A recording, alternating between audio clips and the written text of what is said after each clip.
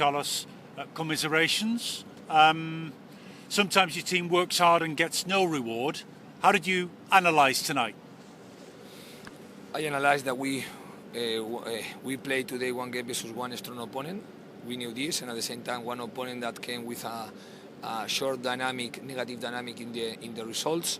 Then we knew that they arrived to this game trying to change this dynamic. Then the key for me of the game was to defend very well them, and after to have the option to start to attack using the spaces that we had.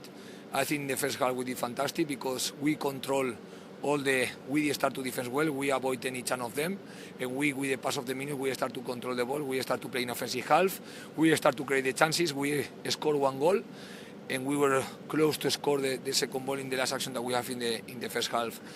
For me, the starting of the team in the second half was the right one because we continue controlling the game, we continue attacking them in offensive half, we continue stopping any transition of them, but I think the moment they changed, they made the substitute, they used the substitute players. We couldn't continue with the control of the ball. We couldn't stop the chances that they had, or we couldn't stop from the individual point of view. We couldn't stop the substitute player that they arrived and the behavior that they tried to do with us. And we didn't have the right answer during one period of 20 minutes of the game, and that's why for me they deserve the goal that they scored because we couldn't stop them. Your own substitutes, how happy were you with them, Carlos? I think more than happy or not happy, we need to analyze as a team if we were able or we weren't able to stop the dynamic of the game. Like we as a team, we couldn't stop the dynamic of the team.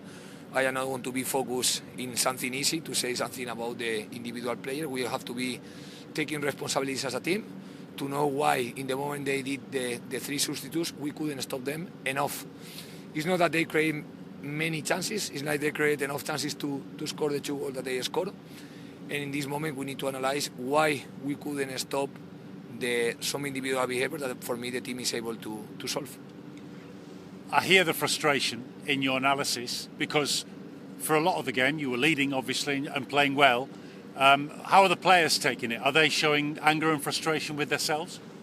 I think we need to feel now the pain of the defeat, and especially, like you say, after you are controlling the game, maybe during 65 minutes. But at the end, we know that football is 90 minutes, and in the moment you cannot control the 90 minutes of the game, you are not to have the same options to win the game.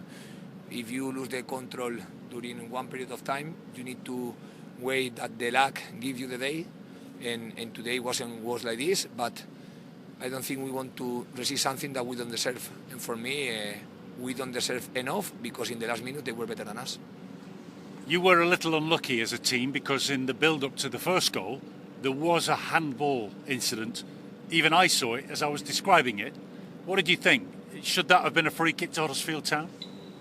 I didn't watch this action. It's true that until this game, with the changes that we start to do, playing with Pipa as a winger, helping the fullback, I was thinking that we will start to stop more them.